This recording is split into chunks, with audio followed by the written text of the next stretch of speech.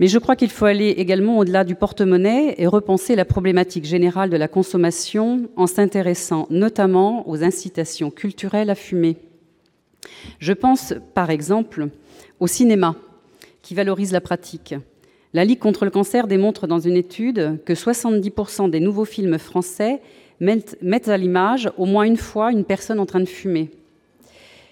Cela participe peu ou prou à banaliser l'usage, si ce n'est à le promouvoir auprès des enfants et des adolescents, qui sont les premiers consommateurs de séries et de films, sur Internet notamment.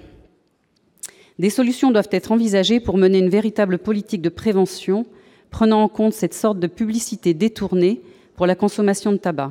Le deuxième plan national de réduction du tabagisme va évidemment travailler sur le marketing social, car nous savons que les grandes campagnes d'information ne fonctionnent pas, donc nous devons travailler sur les réseaux sociaux à la dénormalisation de l'image du tabac dans la société, notamment vis-à-vis des jeunes, et je rejoins complètement ce qui a été dit par Madame la députée sur le cinéma français.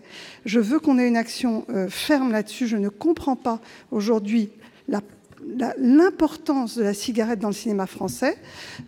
Et donc, il se trouve que j'en ai parlé au Conseil des ministres ce matin à Madame Françoise Nyssen pour l'alerter. Et donc, il y aura des mesures en ce sens. Mais ce ne sont pas les seules, évidemment. Il y aura des mesures d'interdiction de fumer devant les écoles et les lycées.